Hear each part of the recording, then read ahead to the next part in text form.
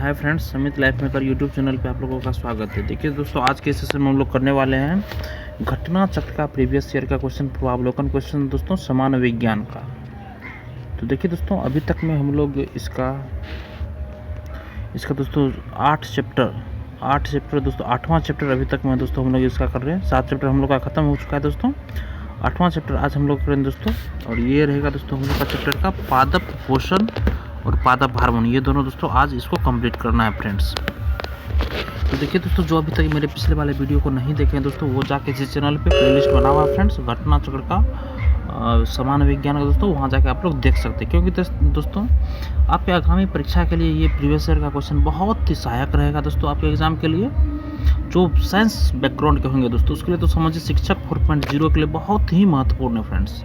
जो नहीं देखें दोस्तों अभी तक, वो जाके ज़रूर देखिए। और अगर आप करंट का अगर सुचारू रूप से तैयारी करना चाहते हैं दोस्तों, तो मेरे इसी चैनल पे दोस्तों देखिए, डेली करंट अफेयर्स प्लस में वीकली करंट अफेयर्स करके दोस्तों हम इसको 5 मंथ का करंट अभी तक में ख़त्म करवा चुके हैं दोस्तों। अब 6ठा मंथ का दोस्तों अगस्त 2024 का स्टार्ट करेंगे दोस्तों। और मेरे चैनल पे दोस्तों इडुटेरिया के द्वारा जो बुक निकाला गया वार्षिकी दोस्तों, उसका दोस्तों हम थ्योरेटिकल बेस भी क्वेश्चन करवा रहे हैं, मतलब डिस्कशन करवा रहे हैं दोस्तों। और सेट प्रैक्टिस भी उसका चल रहा है। 2 सेट खत्म हो चुका है दोस्तों, आज उसका तीसरा सेट खत्म करेंगे। देखिए दोस्तों, अब हम लोग आते हैं अपने चैप्टर पे, पादप कार्यकी में। देखिए फ्रेंड्स, इस पादप कार्यकी में है दोस्तों पादप पोषण। देखिए फ्रेंड्स, पादप पोषण में है कि हरे पौधे स्वपोषी होते हैं। हरे पौधे फ्रेंड्स स्वपोषी होते हैं, अर्थात ये कार्बनिक पदार्थों भोजन का निर्माण स्वयं करते हैं फ्रेंड्स। हरे पौधे स्वपोषी होते हैं, ऑटोट्रोपिक होते हैं, अर्थात ये कार्बनिक पदार्थों भोजन का निर्माण स्वयं करते हैं। पौधों द्वारा जल व अकार्बनिक तत्व भूमि से प्राप्त किया जाता है दोस्तों। पौधों द्वारा जल व अकार्बनिक तत्व भूमि से प्राप्त किया जाता है, तथा अकार्बनिक तत्व भूमि में खनिजों के रूप में उपस्थित होते हैं दोस्तों। अकार्बनिक तत्व दोस्तों भूमि में खनिज के रूप में उपस्थित होते हैं। ये खनिज तत्व या पोषक तत्व न्यूट्रिएंट फ्रेंड्स, न्यूट्रिएंट एलिमेंट्स कहलाते हैं, तथा इनका पोषण खनिज पोषण मिनरल न्यूट्रिशन कहलाता है दोस्तों। नेक्स्ट फ्रेंड्स देखिए, पौधों को अपना जीवन चक्र नियमित रूप से पूरा करने, विकार रहित तथा समुचित विकास के लिए 17 अनिवार्य तत्वों को चिन्हित किया गया है दोस्तों। इनमें से 9 तत्व की आवश्यकता बृहद मात्रा में होती है फ्रेंड्स, तथा ये दीर्घ मात्रा पोषक तत्व माइक्रोन्यूट्रिएंट एलिमेंट्स कहलाते हैं।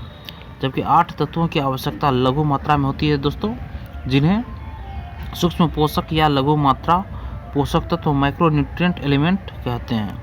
सूक्ष्म पोषक तत्वों की सांद्रता प्रायः 1 ppm से कम होती है फ्रेंड्स, 1 ppm से कम होती है। देखिए फ्रेंड्स, कार्बन, जैसे कि कार्बन हो गया, हाइड्रोजन हो गया, हाइड्रोजन का H, oxygen O, nitrogen N, phosphorus P, potassium K, sulphur S, calcium Ca, magnesium दोस्तों Mg होता है। मैग्नीशियम Mg दीर्घ मात्रा पोषक तत्व है दोस्तों। ये सब दीर्घ मात्रा पोषक तत्व है फ्रेंड्स। आगे बोरोन B फ्रेंड्स, और क्लोरीन Cl, कॉपर या तांबा Cu, लौह Fe, manganese Mn, molybdenum Mo, nickel Ni, zinc Zn सूक्ष्म पोषक तत्व की श्रेणी में आते हैं दोस्तों। देखिए दोस्तों, मैग्नीशियम ये सब क्या आता है, दीर्घ मात्रा पोषक तत्व में आते हैं। बोरोन, क्लोरीन, कॉपर या तांबा, लौह Fe, manganese Mn, molybdenum Mo, nickel Ni, zinc Zn सूक्ष्म पोषक तत्व की श्रेणी में आते हैं। आगे फ्रेंड्स, जाइलम। देखिए जाइलम जो है दोस्तों, जाइलम को जल संवाहक उत्तक वाटर कंडक्टिंग टिश्यू भी कहते हैं फ्रेंड्स। इसका प्रमुख कार्य अवशोषित जल तथा खनिज लवणों को पौधों के विभिन्न भागों तक पहुंचाना है दोस्तों। यह 4 प्रकार की कोशिकाओं तथा वाहिकाएं काष्ठ, मृदुतक तथा काष्ठ तंतु से निर्मित होता है दोस्तों। काष्ठ तंतु से निर्मित होता है फ्रेंड्स। फ्लोएम को बास्ट उत्तक भी कहते हैं दोस्तों। फ्लोएम को बास्ट उत्तक भी कहते हैं फ्रेंड्स। इसका प्रमुख कार्य पौधे के हरे भागों में निर्मित भोज्य पदार्थ को दूसरे भागों में स्थानांतरित करना है दोस्तों। यह 4 प्रकार के कोशिकाओं यथा चालनी अवयव, सखी कोशिकाएं, फ्लोएम मृदुतक एवं फ्लोएम तंतु से निर्मित होता है फ्रेंड्स। अब देखिए दोस्तों, अमरबेल दोस्तों, कस्कुटा यह पूर्ण स्तंभ परजीवी टोटल स्टेम पैरासाइट आवृतबीजी पौधा है फ्रेंड्स, जिसका तना पतला, दुर्बल तथा पीले रंग का होता है। इसका तना पोषक होस्ट के चारों ओर लिपट कर परजीवी मूल हॉस्टोडियम द्वारा भोजन, खनिज, लवण और जल H2O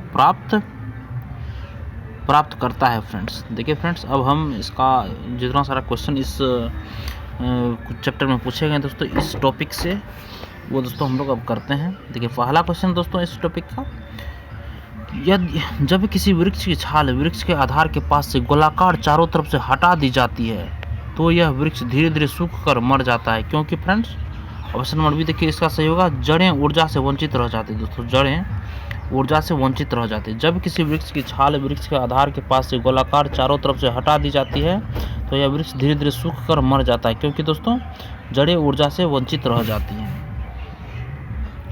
देखिए फ्रेंड्स, संवहनी पादपों में दो प्रकार के परिवहन उत्तक पाए जाते हैं, एक हो गया दोस्तों फ्लोएम, दूसरा हो गया जैल। किसी वृक्ष की छाल की सबसे आंतरिक परत ही फ्लोएम है। इसका मुख्य कार्य प्रकाश संश्लेषण की प्रक्रिया में निर्मित घुलनशील कार्बनिक पदार्थ का परिवहन करना है। वृक्ष के आधार के पास से उसकी छाल निकाल देने पर फ्लोएम भी क्षतिग्रस्त हो जाएगा, जिसके फलस्वरूप प्रकाश संश्लेषण की प्रक्रिया में पत्तियों द्वारा निर्मित पोषक तत्व जड़ों तक नहीं पहुंच सकेंगे तथा जड़ें ऊर्जा से वंचित रह जाएगी दोस्तों। नेक्स्ट है फ्रेंड्स, पौधों में फ्लोएम मुख्यतः उत्तरदायी है दोस्तों, किसके लिए उत्तरदायी फ्रेंड्स, तो आहार वहन के लिए दोस्तों उत्तरदायी, आहार वहन के लिए पौधों में फ्लोएम मुख्यतः उत्तरदायी है दोस्तों, आहार वहन के लिए उत्तरदायी है फ्रेंड्स। देखिए दोस्तों, फ्लोएम का मुख्य कार्य पौधों के हरे भागों में निर्मित भोज्य पदार्थ को दोस्तों दूसरे भागों में स्थानांतरित करना है। इस उत्तक को बास्ट भी कहते हैं। यह 4 प्रकार की कोशिकाओं तथा चालनी अवयव सखी कोशिकाएं फ्लोएम मृदुतक एवं फ्लोएम तंतु से निर्मित होता है। ध्यातव्य है कि जाइलम पौधों में जल संवहन के लिए उत्तरदायी है दोस्तों, ध्यातव्य है कि दोस्तों जाइलम पौधों में जल संवहन के लिए उत्तरदायी है। नेक्स्ट क्वेश्चन है फ्रेंड्स, पौधों में पानी पहुंचाया जाता है फ्रेंड्स, ये जाइलम द्वारा पौधों में पानी पहुंचाया जाता है दोस्तों। नेक्स्ट क्वेश्चन है फ्रेंड्स, निम्नलिखित में से कौन सा तत्व पौधों के विकास के लिए आवश्यक नहीं है। देखिए दोस्तों, पौधों के विकास के लिए पोटेशियम आवश्यक है, मैग्नीशियम आवश्यक है दोस्तों, कैल्शियम भी आवश्यक है, मगर सोडियम आवश्यक नहीं है फ्रेंड्स। देखिए, पौधों के विकास के लिए 17 अनिवार्य तत्वों को चिन्हांकित किया गया है दोस्तों, जिनमें से 9 की आवश्यकता बृहद मात्रा मैक्रो क्वांटिटीज में तथा 7 की आवश्यक सूक्ष्म मात्रा मैक्रो क्वांटिटीज में होती है। बृहद मात्रा को पुनः 2 भागों में बांटा गया है, प्राथमिक और द्वितीयक। प्राथमिक nitrogen, phosphorus, potassium, carbon, hydrogen और ऑक्सीजन, और द्वितीयक हो गया दोस्तों कैल्शियम, मैग्नीशियम और सल्फर। पोषकों की आवश्यक अधिक मात्रा में होती है, जबकि सूक्ष्म पोषकों की आवश्यकता पौधों को कम मात्रा में होती है, जिनमें लौह, जिंक, मैग्नीज, बोरोन, तांबा, मोलिब्डेनम, निकेल और क्लोरीन है फ्रेंड्स। देखिए दोस्तों, नेक्स्ट है, निम्नलिखित में से कौन सा पौधों के लिए अनिवार्य सूक्ष्म पोषक नहीं है दोस्तों। देखिए फ्रेंड्स, निम्नलिखित में से कौन सा तत्व पौधों के विकास के लिए आवश्यक नहीं है। तो देखिए दोस्तों, इसमें सोडियम आवश्यक नहीं है, कैल्शियम आवश्यक है, पोटेशियम आवश्यक है, मैग्नीशियम आवश्यक है। देखिए, पौधों के विकास के लिए 17 अनिवार्य तत्वों को चिन्हांकित किया गया, जिनमें से 9 की आवश्यकता बृहद मात्रा माइक्रो क्वांटिटीज में तथा 7 की दोस्तों आवश्यक सूक्ष्म मात्रा माइक्रो क्वांटिटीज में होती है। बृहद मात्रा को पुनः 2 भागों में बांटा गया दोस्तों, प्राथमिक और द्वितीयक। तो प्राथमिक दोस्तों हो गया nitrogen, phosphorus, potassium, carbon, hydrogen और ऑक्सीजन, और द्वितीयक में हो गया दोस्तों कैल्शियम, मैग्नीशियम और सल्फर। पोषकों की आवश्यकता अधिक मात्रा में होती है, जबकि सूक्ष्म पोषकों की आवश्यकता पौधों को कम मात्रा में होती है, जिनमें लौह, जिंक, मैग्नीज, बोरोन, तांबा, मोलिब्डेनम, निकेल और क्लोरीन है फ्रेंड्स। नेक्स्ट है, निम्नलिखित में से कौन सा पौधों के लिए अनिवार्य सूक्ष्म पोषक है दोस्तों। तो सोडियम दोस्तों अनिवार्य सूक्ष्म पोषक नहीं है दोस्तों, बाद में जस्ता है, ताम्र है, बोरोन है, मतलब सूक्ष्म पोषक नहीं है फ्रेंड्स, तो सोडियम नहीं है। नेक्स्ट दोस्तों, निम्नलिखित में से कौन सा तत्व पौधों में सूक्ष्म पोषक नहीं है फ्रेंड्स। देखिए दोस्तों, मैग्नीशियम नहीं है, बाद में सूक्ष्म पोषक है, मैग्नीज है, आयरन है, कॉपर है। नेक्स्ट क्वेश्चन फ्रेंड्स, देखिए, निम्नलिखित में से कौन सा पोषक तत्व दलहनी फसलों में गांठ गठन के लिए आवश्यक है फ्रेंड्स? तो देखिए बोरोन गांठ के लिए आवश्यक है दोस्तों। देखिए फ्रेंड्स बोरोन बी पौधों के लिए आवश्यक एक सूक्ष्म पोषक तत्व माइक्रो न्यूट्रिएंट्स है। यह दलहनी फसलों के जड़ों में ग्रंथिका गठन नोडल फॉर्मेशन के लिए आवश्यक होता है। नेक्स्ट क्वेश्चन फ्रेंड्स, निम्न में से परजीवी पौधों की पहचान करें। तो परजीवी पौधा इनमें से कौन है दोस्तों? तो अमरबेल है, आप लोग को पता होगा। देखिए फ्रेंड्स अमरबेल कस्कुटा एक पूर्ण स्तंभ परजीवी टोटल स्टेम पैरासाइट आवृतबीजी पौधा है जिसका तना पतला दुर्बल तथा पीले रंग का होता है। इसका तना पोषक होस्ट के चारों ओर लिपटकर परजीवी मूल हॉस्टेरियम द्वारा भोजन खनिज लवण और जल स्टू प्राप्त करता है फ्रेंड्स। देखिए दोस्तों अब है पादप हार्मोन। पादप हार्मोन देखिए दोस्तों इसका थ्योरी खत्म करने के बाद दोस्तों इसका जितना सारा क्वेश्चन पूछा गया फ्रेंड्स क्वेश्चन कर लेंगे। तो देखिए दोस्तों पादप हार्मोन में है पादप हार्मोन दोस्तों फाइटो हार्मोन्स दोस्तों ये कार्बनिक पदार्थ है दोस्तों जो पौधों के एक भाग में प्राकृतिक रूप से बनते हैं तथा दूसरे स्थान पर स्थानांतरित होते हैं। ये वृद्धि प्रजनन एवं अनेक उपापचयी क्रियाओं को प्रभावित व नियमित करते हैं फ्रेंड्स। ध्यातव्य है कि हार्मोन शब्द का प्रयोग उत्तेजित करने वाला पदार्थ के रूप में सर्वप्रथम स्टर्लिंग ने वर्ष 1906 में किया था। उनके अनुसार ये पदार्थ जंतुओं में नलिका विहीन ग्रंथियों द्वारा स्रावित होते हैं तथा शरीर के विभिन्न भागों में फैलकर कुछ विशेष क्रियाओं को क्रियान्वित करते हैं दोस्तों। फ्रेंड्स। नेक्स्ट है दोस्तों देखिए सामान्यतः पादप हार्मोन के 5 प्रमुख वर्ग होते हैं दोस्तों। फर्स्ट हो गया दोस्तों ऑक्सिन, सेकंड हो गया जिब्रेलिन, थर्ड हो गया दोस्तों साइटोकाइनिन, जो फोर हो गया दोस्तों एब्सिसिक अम्ल तथा 5 हो गया दोस्तों एथिलीन। ध्यातव्य है कि पादप हार्मोन को वृद्धि नियामक पदार्थ ग्रोथ रेगुलेटर्स भी कहते हैं जो वृद्धिवर्धक ग्रोथ प्रोमोटर्स तथा वृद्धि रोधक ग्रोथ इनहिबिटर्स दोनों रूप में होते हैं। सामान्यतः ऑक्सिन्स जिब्रेलिन्स तथा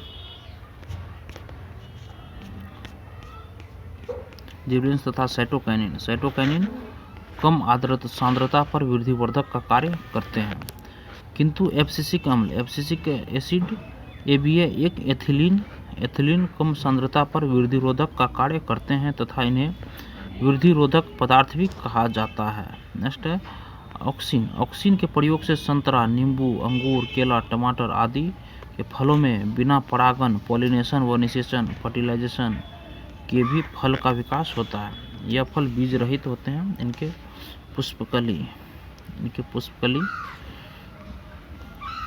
पुष्पकली के पुंकेसर निकालकर वर्तिकाग्र के ऊपर ऑक्सिन का लेपन करने से बीज रहित फल बन जाते हैं दोस्तों। बिना निषेचन के फलों का विकास अनिषेक फलन कहलाता है। ऑक्सिन का उपयोग अपतरी निवारण, वीड डिस्ट्रक्शन तथा फसलों को गिरने से बचाने में भी होता है।